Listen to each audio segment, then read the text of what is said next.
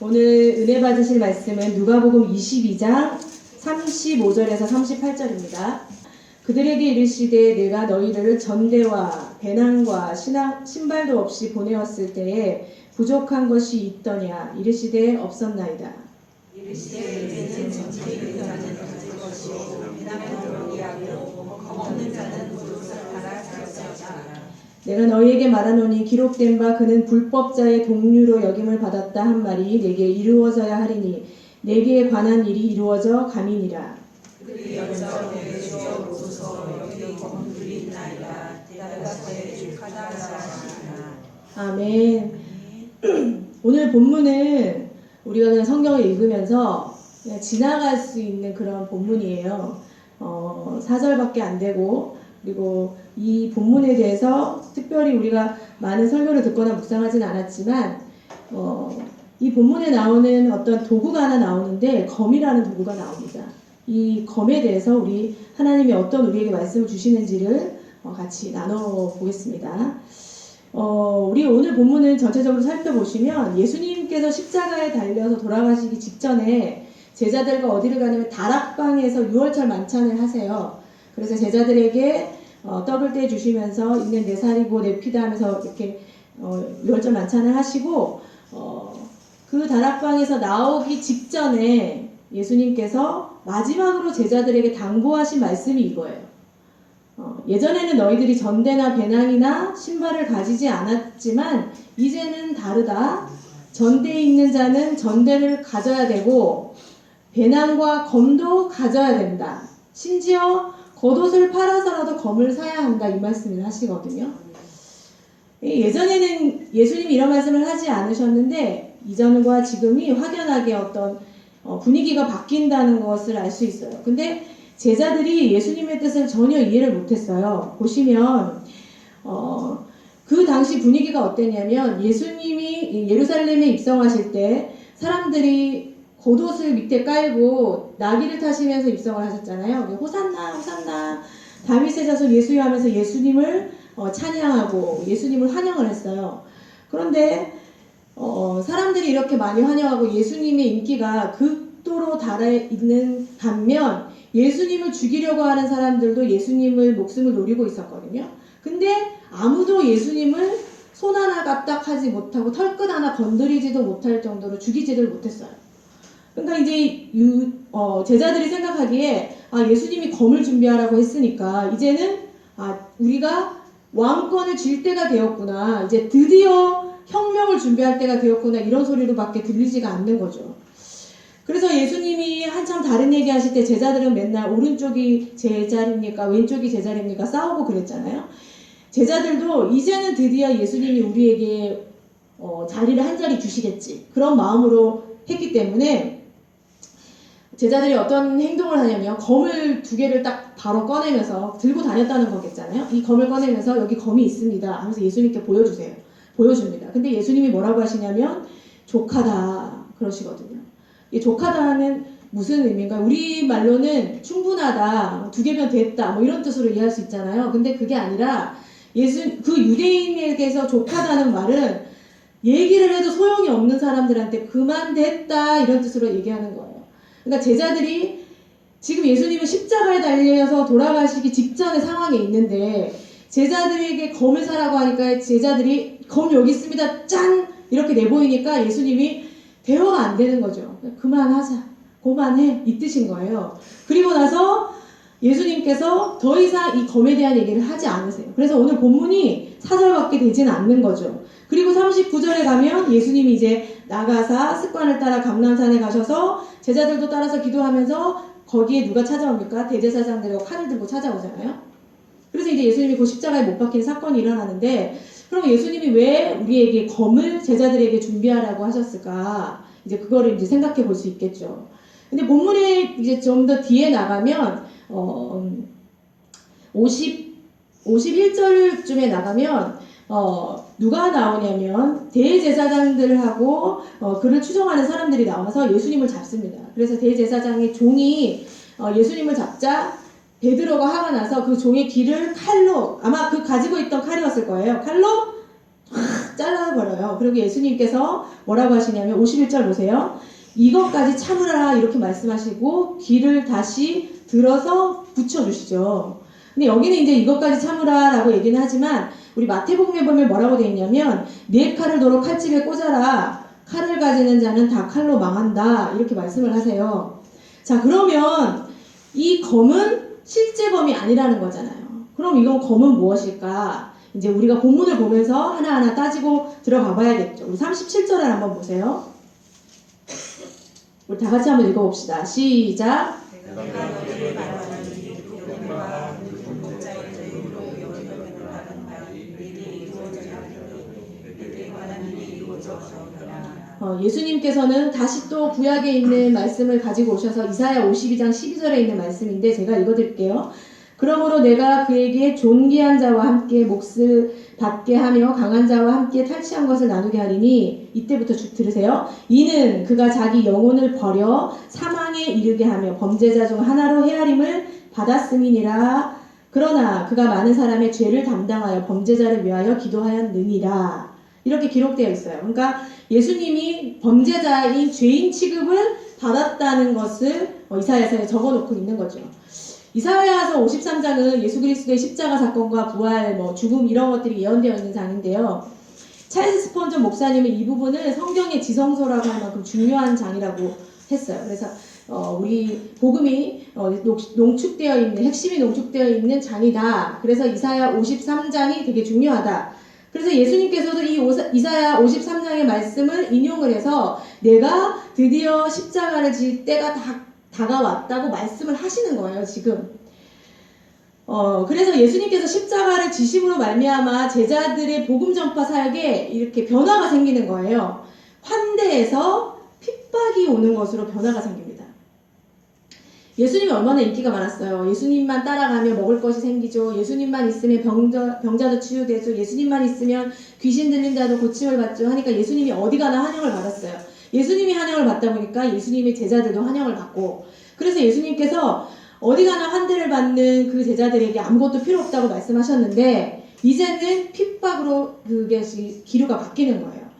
요즘에 우리 요한계시록을 묵상하고 있잖아요. 요한계시록 수요일에 12장을 묵상하고 목요일날 13장을 묵상하고 금요일도 그렇게 묵상을 했는데 요한계시록 12장에 보면 하늘에 어떤 사건이 발생을 하는 거예요. 어떤 일이 등장하냐면 우리 12장 펴놓고 보셔도 되고 잘 들어보세요. 한 여자가 등장을 해요. 여자가 등장하는데 그 여자가 아이를 임신합니다. 임신해서 아기를 낳으려고 하는데 갑자기 붉은 용이 나와서 그 아이를 삼키려고 해요. 무슨 동화 같잖아요. 근데 이게 다 비유로 나오는 거니까. 근데 삼키려고 했는데 그게 마음대로 되지 않자 하늘에 있는 별을 3분의 1을 끌어다가 땅바닥에 던집니다.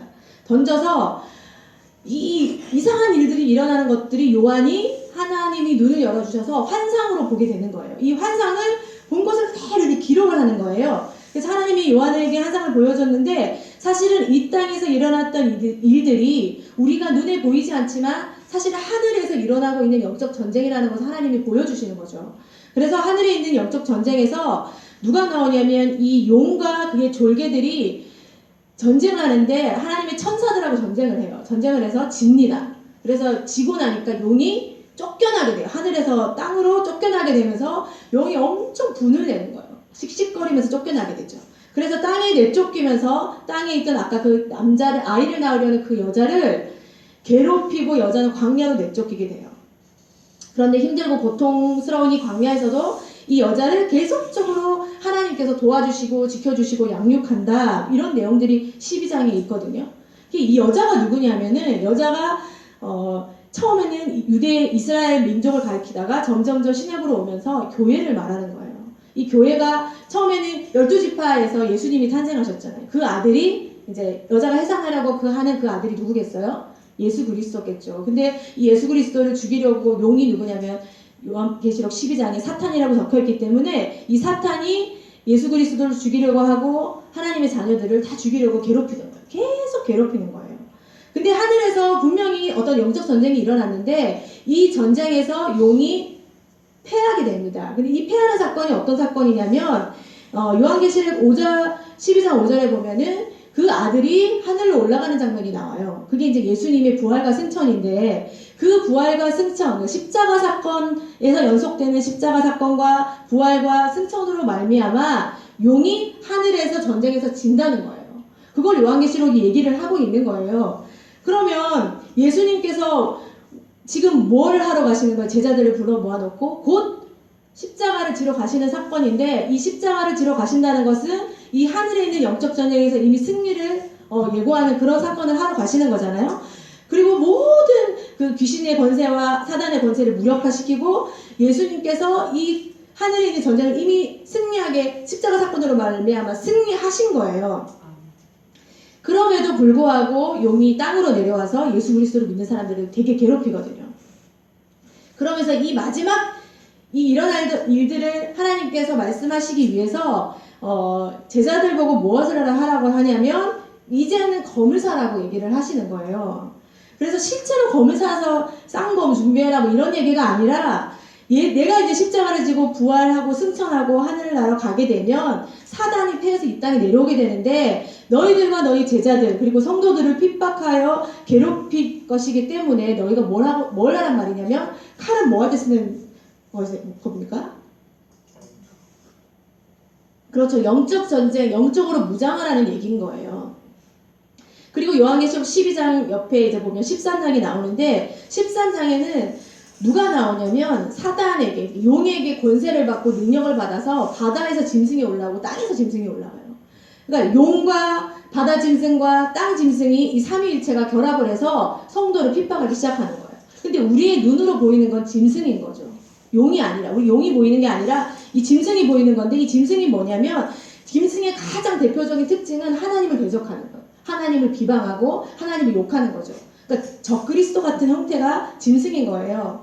이 땅에 있는 하나님을 대적하는 사상들, 하나님을 대적하는 단체들, 하나님을 대적하는 사람들, 하나님을 대적하는 국가들, 하나님을 대적하는 이념들, 어떠한 것들이든지 간에 이 사단이 그 짐승에게 권세를 주고 그 짐승을 통해서 우리 성도들을 괴롭히는 것처럼 우리 이 땅에서 눈에 보이는 것도 적그리스도적인 거 있잖아요. 반성경적인 것들, 그런 이념들, 그런 생각들과 우리가 실제로 싸움을 하는 거예요.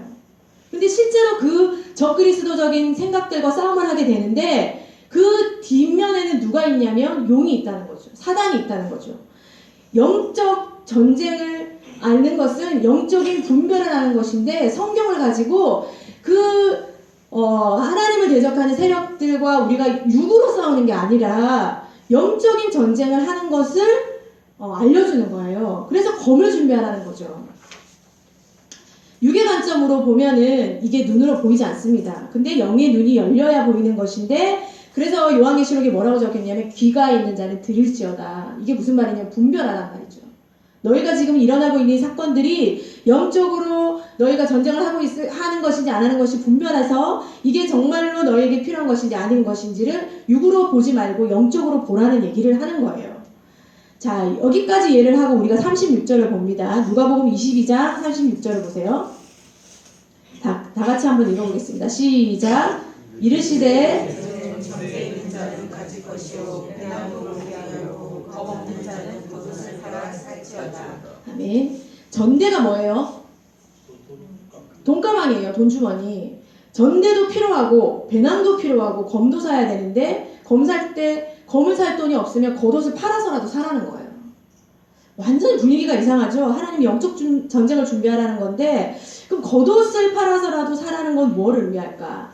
여러분 유대에서 겉옷이라는 건요 이렇게 망토같이 생긴 건데 활동을 막 할 때는 이걸 벗어놓고 있지만 예의를 갖추거나 할 때는 겉옷을 입습니다. 그리고 밤이 되면 그 이스라엘 땅의 기온차가 엄청나게 심하거든요. 추우니까 이 겉옷 대신에 이불을 덮는 거예요. 모세 율법에 보면 빚을 져서 우리가 담보로 가져가는 게 있잖아요. 뭐 재산을 가져간다거나 아니면 귀중품을 다 가져간다거나 집을 담보로 한다거나 전당을 잡히는데 겉옷도 전당을 잡힐 수가 있어요. 근데 이 겉옷은 해가 지기 전에 반드시 돌려줘야 돼요. 율법에. 왜냐하면 이 겉옷이 없는 사람들은 얼어 죽을 수가 있거든요. 생명의 위협을 느끼기 때문에 이 겉옷은 그 유대인들에게 있어서 굉장히 중요한 옷이었어요. 그 당시에. 그렇게 중요한 겉옷인데 만약에 검을 살 돈이 없으면 예수님이 뭐라고 하시냐면 겉옷을 팔아서라도 검을 사라는 거예요. 무슨 말이냐면 우리가 지금 현재 먹고 사는 것보다 더 중요한 게 뭐냐면 검을 사라는 거거든요.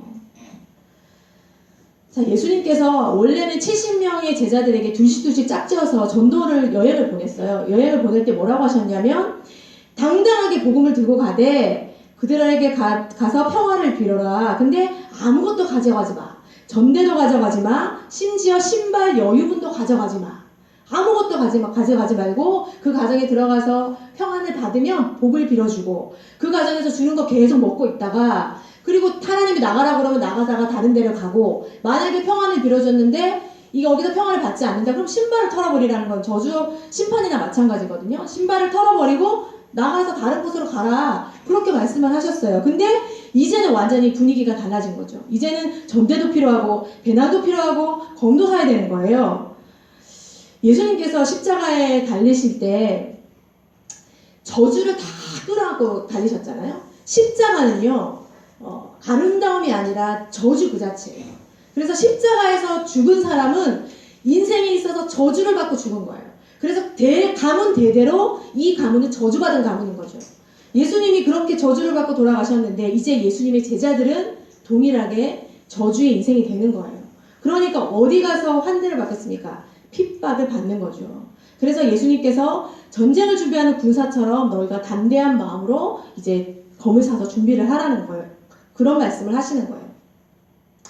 예수님이 이렇게 제자들과 3년 동안 매일 다녔는데 제자들은 한 번도 예수님을 메시아로 생각을 하지 않지는 않았지만 이 땅에 있는 왕 정도로 생각했어요. 왜냐하면 그렇게 생각하지 않았으면 그 마가다락방에서 제가 오른편에 앉습니까 왼편에 앉습니까 이런 싸움도 안 했을 테고 저 검을 사라는 이 얘기도 전혀 이해를 못하는 거예요. 그래서 예수님이 주시는 기적과 예수님이 주시는 행하는 모든 것들이 너무너무 좋잖아요. 그런데 이 모든 것들이 이제부터는 십자가에 예수님께서 돌아가심으로 말미암아 이제 저주가 자신에게 임하게 되는 거죠. 왜냐면 사람들이 다 그렇게 볼 거 아니에요. 여러분 제자들은요 하늘이 무너지는 사건입니다.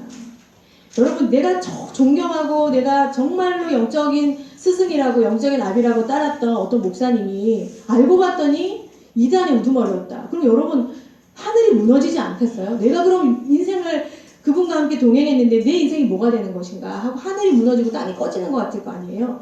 제자들도 아마 그런 느낌이었을 거예요.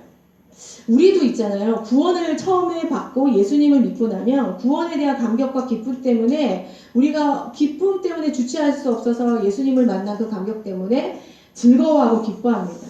왜냐하면 종이 되었던 우리가 이제 자유를 누리는 거거든요. 그래서 예수님한테 조금만 입을 열면 예수님이 우리의 신음하는 소리까지 다 들어주셔요. 집도 주시고 직장도 구하게 해주시고 병도 치료해 주시고 돈도 주시고 다 주시는 거예요. 너무 좋잖아요. 근데 예수님께서 궁극적으로 이것들을 주기 위해서 십자가에 못 박히신 게 아니라는 거죠. 우리에게 예수님이 가지고 있는 그 영원한 생명을 주실 뿐 아니라 우리가 영원히 예수님과 함께 동행하고 닮아가는 삶을 살도록 하기 위해서 예수님이 이렇게 이 땅에 오셨잖아요. 그런데 우리가 항상 주님과 동행하는 삶이 기쁘게만 누려지면 너무 좋겠지만 방해꾼이 있다는 거예요. 이 방해꾼의 실체를 우리가 아까 요한계시록을 보면서 같이 나눴는데 그 방해꾼이 사단과 그 함께 있는 귀신들이라는 거죠. 13장에 가면 우리가 그 짐승들이 아까 나온다고 그랬잖아요. 그 짐승들이 하는 일이 뭐냐면 계속 그리스도인들을 참소하는 거예요. 고발하고 죄 지었대요. 죄 예수 믿는다면서 거짓말했대요. 죄 있잖아요. 지금 방금 죄 지었어요. 뭐 띵 거 먹고 그랬어요. 음란한 생각했어요. 그러면서 하나님한테 계속 고발하고 거짓말하고 죽이고 멸망하는 일들을 하고 있습니다. 그래서 그리스도인들을 핍박해서 그리스도인들이 믿음으로 서지 못하도록 계속 끊임없이 지금도 일하고 있어요. 우리 역사적으로 보면 그 로마의 네로 황제가 얼마나 그리스도인들을 핍박을 많이 했어요. 근데 로마 황제가 핍박하고 끝날 쯤 되면 끝났나 싶은데 또 도미티아누스 황제가 와서 또 그리스도인들을 껍질을 벗기면서 핍박을 하거든요. 시대가 막 지나요. 근데 히틀러라는 사람이 또 등장합니다. 이 히틀러가 얼마나 여러분 카리스마가 대단한 사람인지 아십니까? 이 사람 말 한마디에 땅이 들었다 놨다, 사람들이 죽었다 살았다 하는 그런 정도의 카리스마를 가진 사람인데, 이 히틀러 때문에 얼마나 수많은 유대인들이 다 멸망을 했습니까? 그리고 스탈린이 못했던, 우리가 지금 여기 위에 있는 김일성, 김정은, 이런 수많은 하나님의 핍박하는, 하나님을 거역하는 사람들이 와서 우리 그리스도인들의 목숨을 계속 빼앗으려고 존재해요. 지금도 여러분 그 그리스도인을 핍박하는 나라 이렇게 치면요, 1위가 아프가니스탄이에요. 2019년 조사를 해봤더니 아프가니스탄, 소말리아, 수단, 예멘, 이란, 인도 이런 지역에서 예수를 믿는다는 이유 하나 때문에 목숨을 잃고 죽어가는 사람들이 너무나 많은 거예요. 그래서 예수님을 사랑하겠다고 우리 안에 결심하고 진짜 예수님 안에서 믿음으로 살아야지 결심하는 순간, 그 반대 세력들 사이에서 우리가 어려움을 겪게 되는 영적 전쟁이라는 게 일어나게 되는 거예요. 제가 극동방송에서 들었는데 김장한 목사님께서 이분을 소개시켜 주시더라고요. 지금은 이분이 목사님이 되셨는데 연세가 많으신 분이죠. 이분이 이북에 살 때 불신자였대요. 그래서 아내가 이제 교회를 다니니까, 아내가 교회를 가기 전에 남편이 워낙 성격이 막 불같고 더러우니까 밥을 새벽부터 빨리 해가지고 남편에게 차려드리고 이렇게 교회를 갔대요. 교회를 가가지고 은혜를 받고 집에 오면 문 앞에서 딱 기다리고 있다가 아내를 발로 차는 거예요. 교회 갔다 왔다는 이유만으로 발로 차고 주먹으로 때리고, 그러면 이 아내는 힘이 없으니까 맞고 있다가 그 아궁이 때우는 부엌 있잖아요. 옛날은 그 부엌에 들어가서 찬양을 불렀다고 하는 거예요. 어떤 찬양이냐면, 내 모든 시험 무거운 짐을 주 예수 앞에 아래이면 근심에 쌓인 날 돌아보사 내 근심 모두 맡으시네. 무거운 짐을 나 홀로 지고 견디다 못해 쓰러질 때 불쌍히 여겨 구원해 주리 은혜의 주님 오직 예수. 매번 주일마다 맞고 올 때마다, 새벽기도 가서 맞고 올 때마다 이 노래를 부르는 거예요. 그러다가 6.25 전쟁이 터져서 이 남편이 인민군으로 지원을 하게 됐답니다. 인민군으로 지원을 해서 전쟁을 하다 보니까 이제 미군이 이제 싸움을 하게 되는데, 미군이 인민군 부대를 생포를 하게 된 거예요. 거기에 이 남편이 끼게 된 거죠. 이제 미군들이 이제 막 얘기를 하기 시작하는 거예요. 얘들을 모조리 죽여버리자. 아니다, 살려서 데려가자. 죽이자, 데려가자 하는 순간에 어떤 미군 장교가 그러면 예수님을 믿는 사람은 살리자, 이렇게 얘기가 나온 거예요. 그럼 어떻게 예수님 믿는지 안 믿는지 알겠어. 너 예수님 믿어? 믿습니다. 이러면 되잖아요. 그래서 이 장교가 통역관을 딱 불렀어요. 통역 장교를 불러서 내가 확신하건대 찬송가를 시켰을 때 찬송가를 부를 줄 아는 사람이 예수님을 믿는 사람이다. 그래서 시켜봐라. 한 사람씩 다 불러서 시키기 시작했어요. 근데 제일 먼저 부른 사람이 이제 그 남편이 불려지게 된 거죠. 이 남편이 찬송가가 아는 게 없잖아요. 근데 그 부엌에서 매일매일 아내가 불렀던 그 찬양이 생각이 나는 거예요. 그래서 불렀죠. 내 모든 시험 무거운 짐 주 예수 앞에 아뢰는. 그래서 이 사람은 통과, 저쪽으로 가 있어. 나머지 찬송가 모르는 사람들 다 쏴서 죽였다는 거예요. 그분이 그 길로 어떤 회심을 했냐면 신학교를 바로 갑니다. 남한에 들어와서 신학교를 가서 공부를 하고 전도사가 되고 강도사가 되고 나서 목사 안수를 받자마자 38선으로 뛰어가요. 38선이 있는 그 철책선을 붙들고 북한 땅을 바라면서 막 우는 거예요. 여보, 경아야, 이름이 경아더라고요. 경아야, 내가 예수 믿는다고 내가 얼마나 너를 핍박했니. 근데 내가 목사가 되었다. 막 울었대요. 예수님을 잘 믿겠다고 결심했던 아내가 예수를 모르고 그 남편이 어떻게 돼서 방해꾼이 되는 거죠. 이거를 성경에 기록을 하고 있어요. 우리 한번 찾아볼까요? 마태복음 10장에 있어요. 마태복음 10장 34절에서 39절이에요. 우리 신약 16페이지입니다.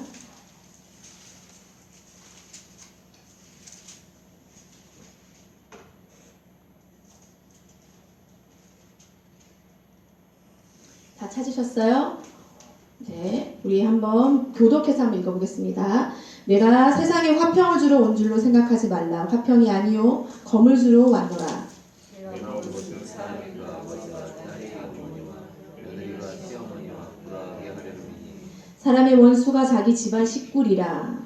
아버지나 어머니를 나보다 더 사랑하는 자들에게 합당하지 아니하고 아들이나 딸을 나보다 더 사랑하는 자도 내게 합당하지 아니하며 또 자기 십자가를 지고 나를 따르지 않는 자도 내게 합당하지 아니하리라. 자기 목숨을 얻는 자는 잃을 것이요 나를 위하여 자기 목숨을 잃는 자는 얻으리라. 아멘. 여기 보면 화평이라는 말이 있고요. 검이라는 말이 있어요. 그래서 예수님이 이 화평과 검을 반대되는 말로 쓰셨어요. 내가 화평을 주러 온 줄로 생각하지 말라. 화평이 아니고 검을 주러 왔다. 그 검은 뭐겠어요? 불화겠잖아요. 불화. 근데 불화 중에서도 어떤 불화냐면 가정 안에서 있는 불화예요. 이 구절을 이단들이 굉장히 이용을 많이 하거든요. 그래서 어차피 예수님은 우리에게 불화를 주러 오셨기 때문에 부모님 말 절대 들으면 안 돼. 그리고 아이 청년들을 다 빼가잖아요. 근데 그 말이 아니죠. 여기서 핵심적인 단어는 뭐냐면 37절에 있는 사랑이에요. 사랑. 하나님에 대한 사랑인 거죠. 하나님을 너무 사랑하게 되면 육의 사람들하고 맞지 않아요. 그래서 육신을 따르는 사람은 육의 일을, 영을 따르는 사람은 영의 일을 생각하나니라고 로마서에 기록이 돼 있잖아요. 그러니까 영의 일을 따르는 사람이 내가 됐는데 하나님을 사랑하면서 내 안에 계속 성령께서 역사하시다 보니까 내가 영적인 사람이 된 거예요. 근데 육의 사람하고는 대화가 잘 안 되잖아요. 중요한 것은 가장 가까웠던 내 가정에 있는 가족 중에서 육신의 사람들이 이제부터는 나와 이 화평을 유지를 못하는 거죠. 그런 일이 얼마나 많습니까? 그래서 그들은 계속 육신의 생각은 사망이라고 그랬으니까 사망으로 가고, 영의 생각은 생명과 평안이라고 그랬으니까 나는 계속 영의 생각으로 가고 생명과 평안으로 가는데 뭐 하나만 해도 다 부딪힐 수밖에 없는 거죠. 그러니까 예수님이 뭐라고 하셨냐면 내가 세상에 검을 주러 왔다. 근데 왜 이런 불화가 생깁니까? 하나님을 사랑해서 생기는 거잖아요. 하나님을 너무 사랑해서. 그래서 집안에 원수가 있다고 할 정도로 그 육신의 사람과 영의 사람들이 부딪히면서 핍박이 오기 시작을 하는 거예요. 별거 아닌 것 때문에 상처 주고 외롭게 하고 말도 안 되게 괴롭히는 일들이 일어나는 거예요. 이것을 육의 눈으로 보면 절대로 이해될 수가 없습니다. 왜 나를 괴롭히지? 아니 우리 남편이 왜 이렇게 변한 거야? 그게 아니고 이 영적 싸움이거든요. 그런데 그것으로 끝나지 않아요. 하나님을 더 깊이 사랑하다 보면 이 사랑이 어디까지 가냐면 나도 몰랐어요. 예전에는 몰랐는데 내가 가족보다 더 사랑하는 존재가 발견이 돼요. 그게 몇 절에 있나요? 38절에 있는 거죠. 자기 십자가를 지는 거. 9절에 자기 목숨을 잃는 자는 잃을 것이요. 뭐냐면 내가 가족을 내가 가정 사랑하고 내 자녀를 되게 사랑하는 줄 알았더니 알고 봤더니 자기를 굉장히 사랑한 거예요. 내가 가족보다 더 사랑하는 존재가 있었던 거예요. 그게 바로 나였던 거죠. 자신을 얼마나 사랑하는지 가족과의 불화는 불화가 아닌 거예요. 제일 중요한 것은 예수님께서 자기 십자가를 지고 나를 따르라고 할 정도로 내가 그만큼 자기를 사랑하는 사랑이 많아서 자기 부인이 안 되는 거예요. 자기 부인이 되는 사람, 하나님을 사랑하는 사람이 절정으로 그 하나님의 사랑에 꽃이 피우는 게 바로 순교예요. 나를 사랑하는 것을 부인하면서 내 목숨을 버리는 거죠. 그래서 목숨을 잃고자 하는 사람은 얻게 되는 하나님의 영광을 얻는 거예요. 그래서 마태복음 10장 34절에 예수님이 검을 주러 왔다고 말씀하시는 거예요. 여기도 검이 등장하잖아요. 이 검은 하나님의 사랑 때문에 찾아오는 영적 전쟁, 영적인 불화를 말하는 거예요. 그러면 이 전쟁을 이길 수 있는 방법은 무엇이 있을까? 성경은요, 검으로 대항하라고 하지 않아요. 성경은 로마서에는 악에게 지지 말고 무엇으로 악을 이기라고 그러냐면 선으로 이기래요. 그리고 베드로전서에도 선을 행함으로 고난받는 것이 하나님의 뜻이래요. 또 갈라디아서에는 우리가 선을 행하되 낙심하지 말래요. 계속 선을 행하라는데 그러면 칼 대신 선을 행하라는데 그럼 선이 뭐지? 이런 또 질문을 할 수가 있겠죠. 선에 대한 질문을 로마서 2장 10절에 있어요. 제가 읽어드릴게요. 선을 행하는 각 사람에게는 영광과 존귀와 평강이 있으리니. 선을 행하는 사람, 그러면 선을 행해야 되는구나. 무엇을 기준을 가지고 내가 행해야 되는 거지? 로마서 2장은요. 선을 행함이 바로 율법을 지키는 거라고 얘기를 하고 있어요. 그럼 율법을 지키는 것은 율법주의를 말하는 거냐? 그게 아니라 하나님 말씀을 순종하는 것을 말하는 거예요. 하나님 뜻과 하나님 명령을 지키는 것을 선을 행한다. 그렇게 얘기를 하고 있는 거예요. 여러분 구약에 보면 아담의 아들들이 나옵니다. 누가 아담의 아들이죠? 가인과 아벨이 나오잖아요. 근데 가인과 아벨이 최초로 이제 하나님께 예배를 드리는 거예요. 가인은 농사를 지었으니까 곡식으로. 아벨은 양을 잡아서 하나님께 올려드리는데 아벨은 믿음의 제사를 드렸는데 가인은 믿음의 제사를 드리지 않았다고 성경은 얘기해요. 그래서 하나님께서 가인의 예배를 받지 않으셨어요. 그래서 아벨의 제사만 받아서 가인이 화가 이만큼 났어요. 하나님이 내 제사를 감히 안 받으셔? 그때 하나님이 가인의 제사를 받지 않는다고 가인이 화가 나서 아벨을 죽입니다. 죽여서 하나님이 뭐라고 말씀하시냐면 네가 분하여 하면 어찌 됨이며 안색이 변하면 어찌 됨이냐. 네가 선을 행하면 어찌 낯을 들지 못하겠느냐. 선을 행하지 아니하면 죄가 문에 엎드려져 있느니라. 죄가 너를 원하나 너는 죄를 다스릴지라. 이러면서 선과 죄를 대치하는 말로 반대말로 등장하는 거죠. 하나님의 뜻을 어기는 것이 죄고 하나님의 뜻대로 사는 것을 선이라고 성경은 말하는 거예요. 하나님 말씀대로 사는 삶이 선한 삶인 거죠. 우리 안에서 영적 불화가 일어나고 영적 전쟁을 한다는 것은 어떤 다른 것을 기대하는 것이 아니라 하나님의 말씀을 지키면서 이겨내는 것이 영적인 승리를 말하는 거예요. 근데 우리가 하나님 말씀보다 내 생각이 먼저 확 돌아가잖아요. 내 생각 먼저. 이건 선이 아니에요. 그래서 결과가 굉장히 참담할 수 있어요. 그래서 우리가 너무 잘 아는 성경을 보면 그 하나님의 말씀이 검이라고 하는 부분이 있죠. 어디에 있습니까? 히브리서 4장 12절에 있잖아요. 하나님의 말씀은 검이라서 하나님의 말씀은 살아있고 활력이 있어 좌우의 날선 어떤 검보다도 예리해서 우리의 뭐를 쪼개냐면 혼을 쪼개고 영을 쪼개고 관절과 골수는 육이잖아요. 육을 쪼개고 또 어떻게 하냐면 마음의 생각과 뜻을 판단한다 그랬어요. 그 다음에 에베소서에 보면은 구원의 투구를 쓰고 성령의 검 곧 하나님의 말씀을 가지라고 하거든요. 하나님의 말씀을 검으로 비유를 한 거죠. 말씀이 검과 같아서 우리의 심령을 쪼개는데 우리의 육체까지도 쪼개는 힘이 있다고요. 그래서 말씀을 믿고 믿음으로 받아들일 때 우리의 육체가 쪼개지는 경험을 한다는 것이 뭐냐면 질병을 가진 사람들 육체가 낫는 거예요. 그리고 육으로 사는 사람들이 육의 모든 소욕들을 이길 수 있는 거예요. 말씀으로. 그래서 이 검으로 검으로 우리의 육을 찔러서 우리의 심령을 찔러서 우리의 혼을 찔러서 하나님 앞에 나가는 것, 선을 행하는 것, 이것을 바로 영적 전쟁에서 승리한다라고 말하고 있거든요. 그래서 에베소서에는 군인 이미지를 쓰는 거예요. 너희가 온갖 무장을 하는데 유일한 공격 수단이 뭔지 아니? 성령의 검, 하나님의 말씀이야. 그러면 결론적으로 우리가 오늘 본문에서 누가복음 22장에서 예수님이 검을 사라고 하시는 말씀은 무엇이냐면 성령과 말씀으로 무장해서 영적 전쟁에서 승리하라는 거예요. 예수님께서 성육신 하신 목적은 십자가에 달리셔서 우리의 죄를 구원하시고 사단을 완전히 패하기 위함이거든요. 예수님이 사단을 완전히 패하시고 이기신 것처럼 우리도 이 땅에서 영적 싸움을 해야 되는데 이겨내라는 거죠. 하나님의 말씀의 검을 가지고. 그러면 우리의 영적 전쟁은 어디로부터 시작이 되는가? 여러분 영적 전쟁이 어디서부터 시작되는 것 같아요? 예, 잘 나왔잖아요. 단어가 생각부터 시작돼요. 누구나 동일하게 생각으로 시작이 돼요.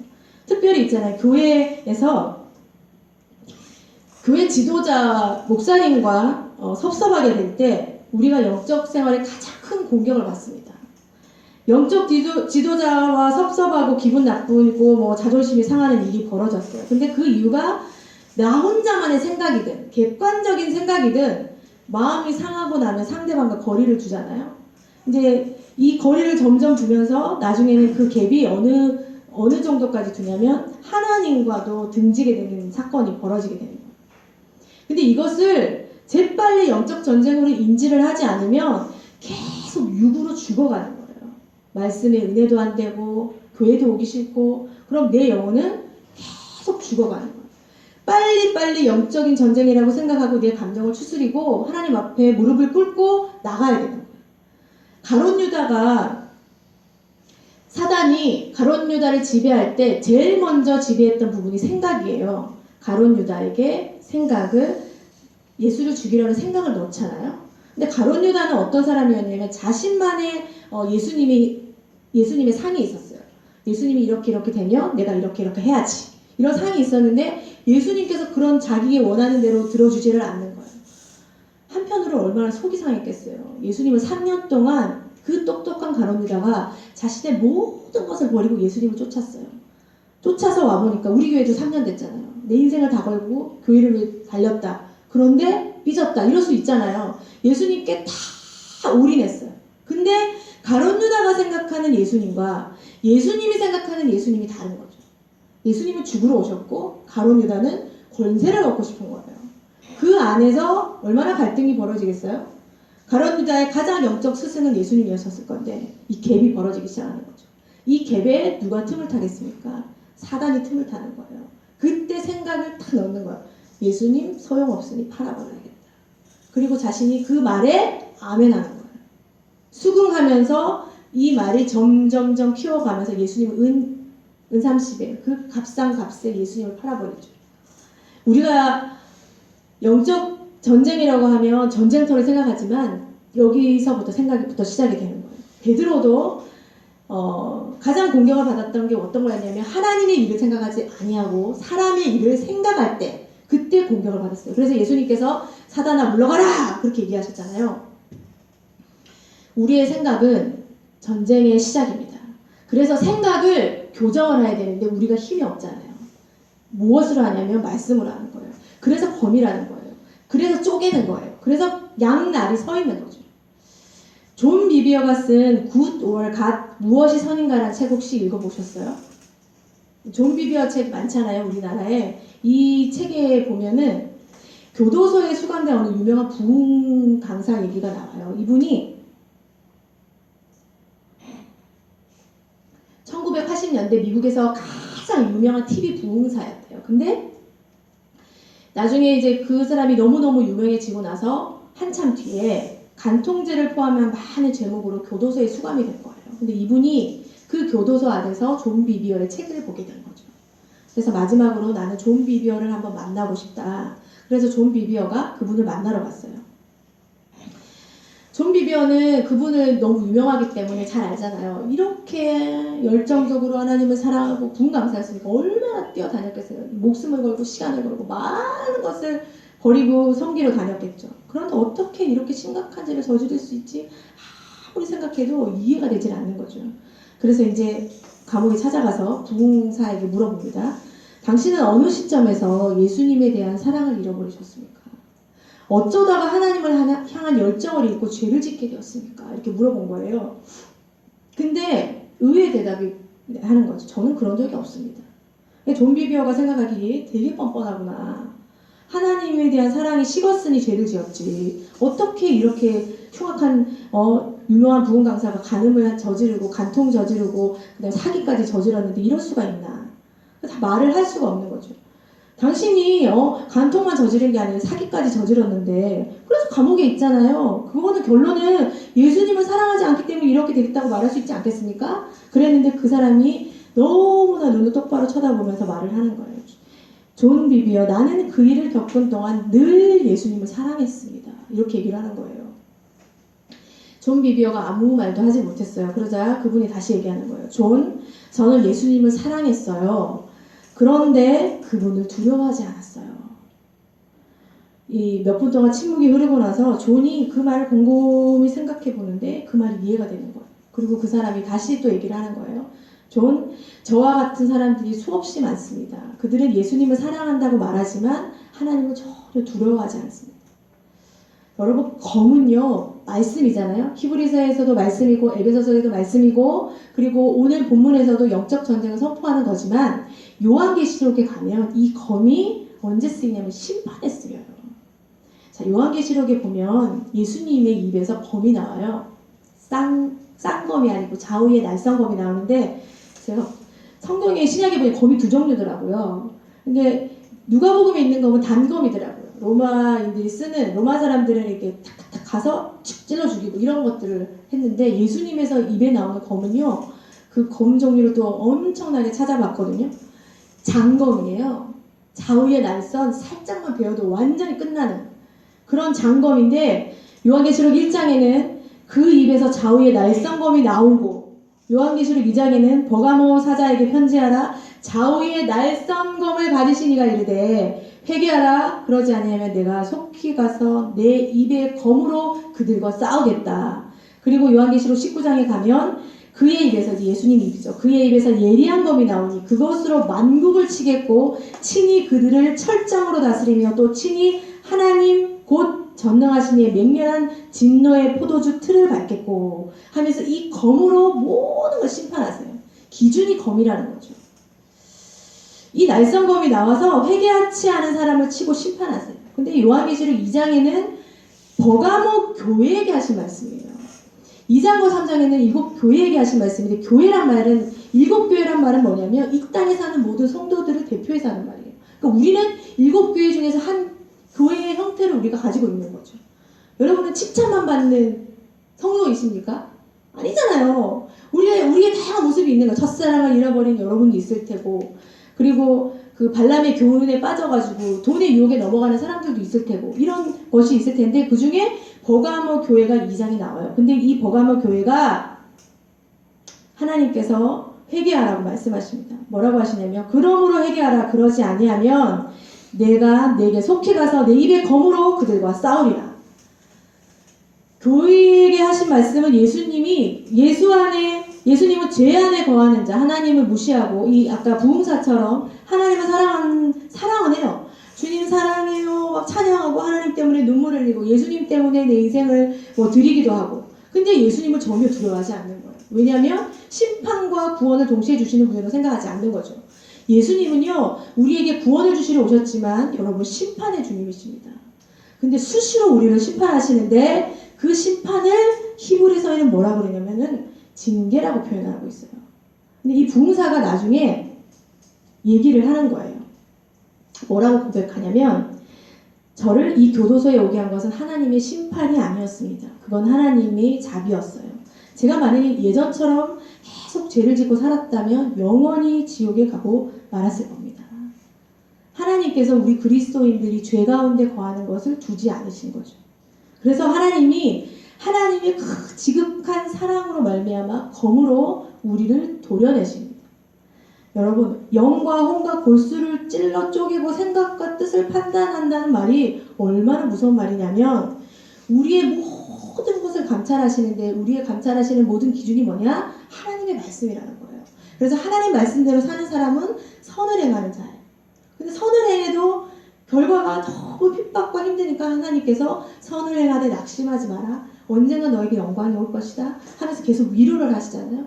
근데 하나님이 이 기준, 이 검에 맞지, 하나님의 말씀에 맞지 않게 사는 사람들에게 하나님이 검을 대시는데 예수를 믿지 않는 사람들에게 마지막에 심판의 검을 대셔서 지옥에 떨어지겠지만 우리 그리스도를 영접한 사람들에게 하나님이 지극한 사랑 때문에 우리를 계속 거룩한 감시를 하시는 거예요.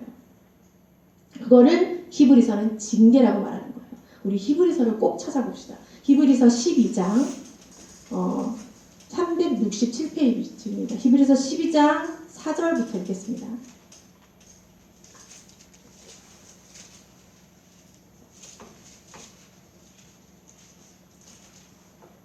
(4절부터) 몇 절까지 읽냐면 13절까지 읽을 거예요. 367페이지 히브리서 12장 4절부터 13절. 우리 번갈아 가면서 다 찾으셨죠? 같이 읽어보겠습니다. 너희가 죄와 싸우되 아직 피 흘리기까지는 대항하지 아니하고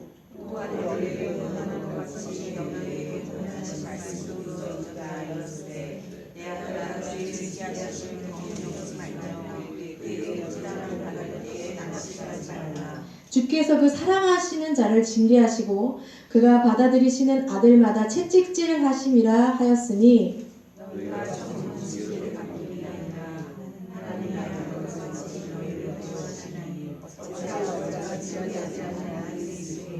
징계는 다 받는 것이거늘 너희가 없으면 사생자여 친아들이 아니니라.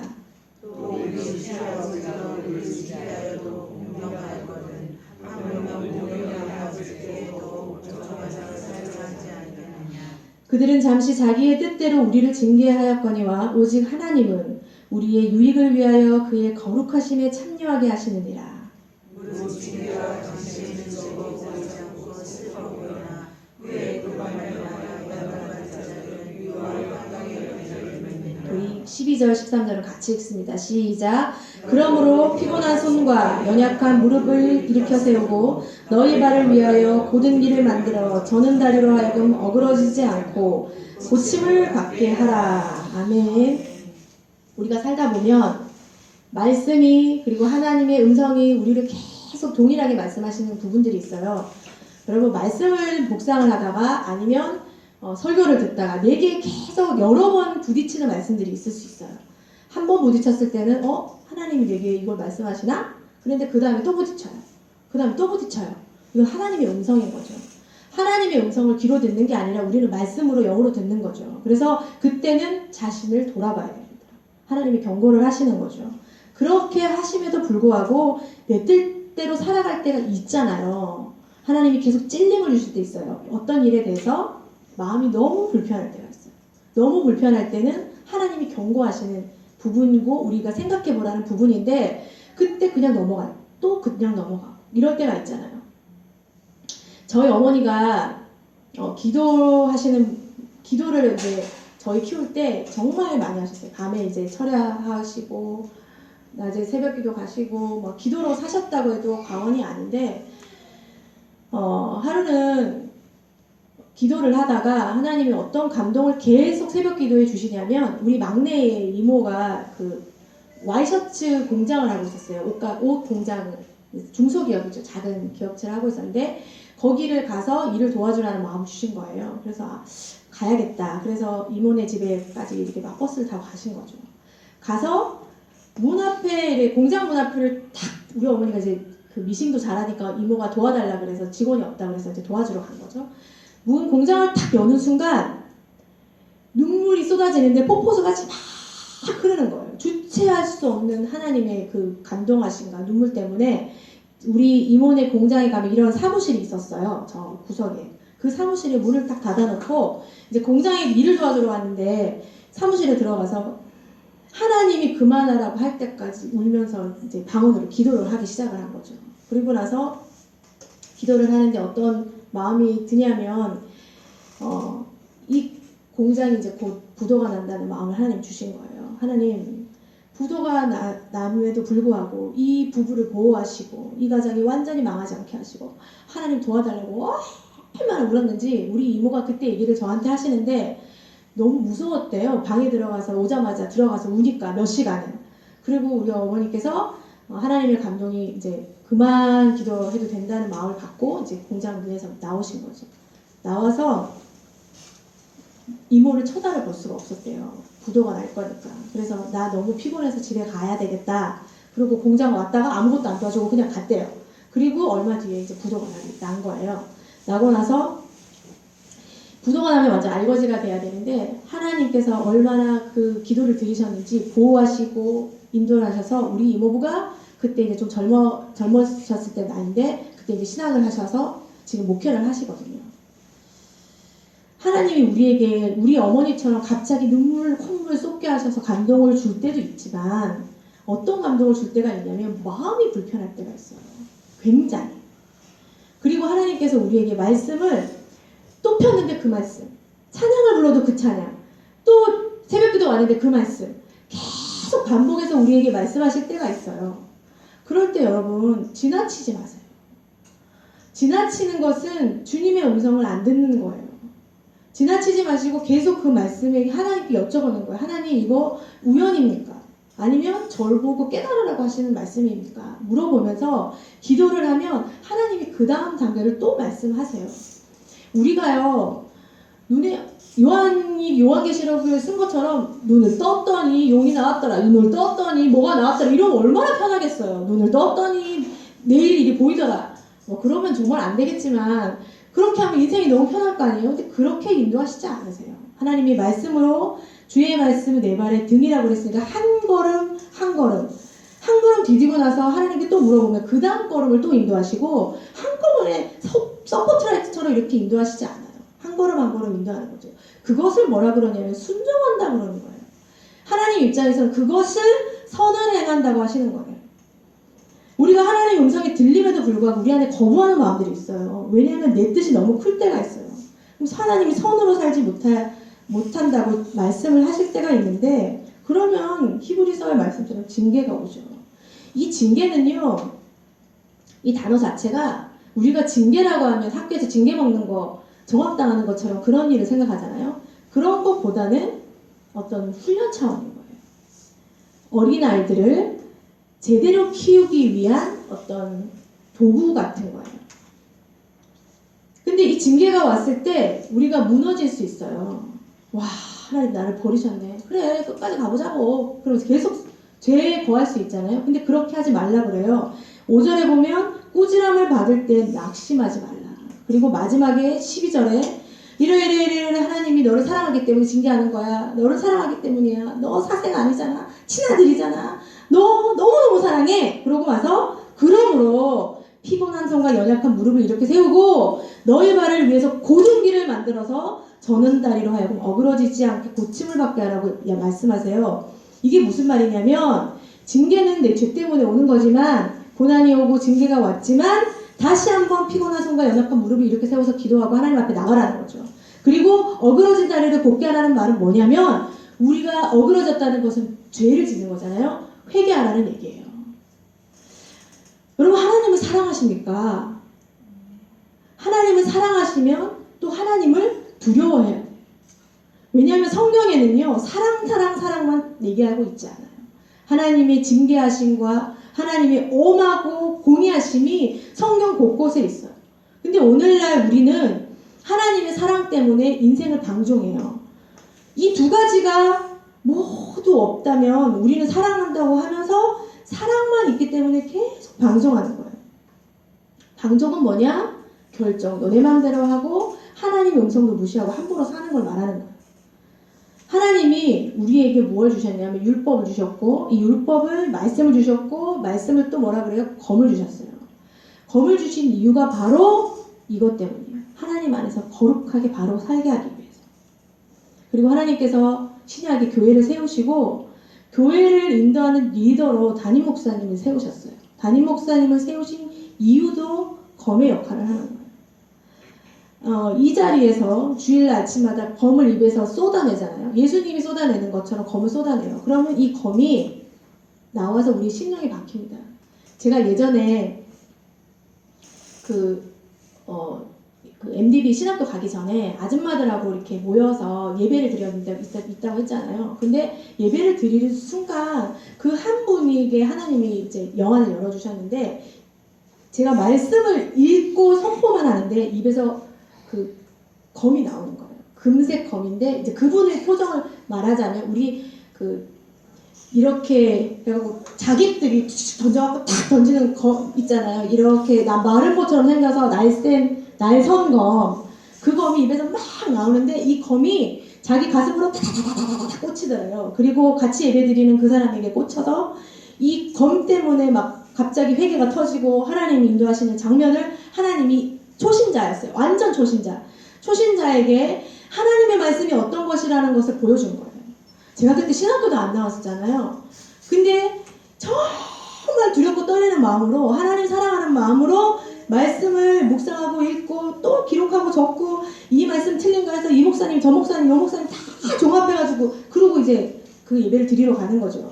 갈 때 하나님께서 이거 하나님의 말씀 너 장난 아니야 검이야 하면서 그 자매에게 보여주신 거예요. 우리의 영을 쪼갠다는 건 이거예요. 우리가 영적으로 바로 살지 못할 때 그 검이 나와서 여러분을 칼로 쪼개버립니다. 그리고 혼을 쪼개버립니다. 죄로 살 때, 죄로 지어서 살 때 죄의 것을 쪼개버리기 위해서 하나님이 우리에게 막 고난을 주실 때가 있어요. 하나님이 주신 건 아니죠. 사실 우리 죄 때문에 오는 거니까. 근데 하나님의 사랑인 거예요. 그래서 오늘 본문에 뭐라고 하시냐면 겉옷을 팔아서라도 검을 사라는 거예요. 아까 말했잖아요. 겉옷이 뭐예요? 우리의 먹고 사는 문제예요. 너네 먹고 사는 문제보다 더 중요한 게 뭐냐? 영적인 거야. 영적인 문제가 제일 중요한 거야. 먹고 사는 문제 때문에 눈이 어두워지면 절대로 영적 싸움에서 승리할 수 없어요. 그래서 그 영적 싸움에서 승리하는 건 뭐냐면 자신의 죄를 도려내고 자기를 자기를 부인해서 그 방종된 삶을 검으로 도려내는 거예요. 이 검으로 도려내기 위해서 하나님이 교회 안에 지도자를 세우십니다. 그래서 말씀으로 선포를 할 때 입에서 검이 나가는 거거든요. 그거를 아멘으로 받는 사람은 유익이 될 것이고 아멘으로 받지 않는 사람들에게는 유익이 되지 않는 거죠. 뿐만 아니라 경계를 정해놓으세요. 하나님이 그래서 영적 지도자를 통해서 하나님이 여기서는 넘지 말라는 경계를 놓으시고 하나님이 세우신 사람들 영적 지도자인 담임 목사님 뿐만 아니라 목장에서는 또 목자들이 있겠죠. 근데 목자들도 정신 안 차리면 목원들에게 또 칼로 베이겠죠. 그렇게 하나님께서 각자에게 검을 세워놓으신 거예요. 영적인 서로의 감시를 할 수 있도록. 그래서 우리가 함부로 죄 안에 빠져들지 않도록 하기 위해서 이 거룩한 전쟁에서 승리하기 위해서 여러분 계시록 읽으면 소름 돋아요. 귀신들과 사단이 내려와서 어쨌든 간 여자를 괴롭히려고 광야로 내쫓고 얼마나 괴롭힙니까? 하나님이 보호하신다고 하지만 그들은 끝없는 고통과 핍박과 어려움 가운데 살아있어요. 근데 영적인 눈이 어두워진다? 절대로 분별할 수 없어요. 절대로 승리할 수 없어요. 승리를 할 수 있는 첫 번째 방법은 뭐냐? 회개예요. 회개. 이 싸움에서 승리하는 방법은 죄를 피 흘리기까지 싸워야 하는데 싸울 힘이 없잖아요. 근데 하나님께 고백하는 거예요. 하나님, 제가 이런 죄 때문에 죄였습니다. 그러면 이 잘못된 이 어그러진 다리가 곧게 펴지는 거죠. 그리고 일어날 힘이 생기는 거예요. 연약한 무릎이 아니라 이제 강한 무릎이 되어서 손을 들고 주님 앞에 나올 수 있는 거죠. 우리가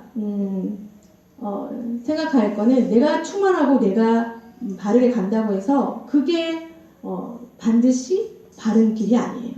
여러 사람에게 검증을 받아야 돼요. 특별히 믿음의 지도자에게 검증을 받으시고 바로 바른 걸음으로 하나씩 걸어가야 돼요. 그래야 이 어두운 세상에서 이길 수 있습니다. 용은 입을 벌리고 우리를 삼키려고 하는데 우리는 영적으로 무지해서 보이지가 않으니 깨닫지도 않으니 분별하지도 않으니 어떤 일이 일어나겠어요. 매일매일 먹히는 거예요. 매일매일 지는 거예요. 그 싸움에. 우리가 이 시간 하나님 회개의 영을 부어주셔서 내가 혹여나 어두워진 부분이 없는지 그리고 하나님이 정하신 이 선에서 비껴간 부분이 없는지 하나님 돌아보게 하셔서 나를 고든 길로 갈 수 있게 도와주십시오.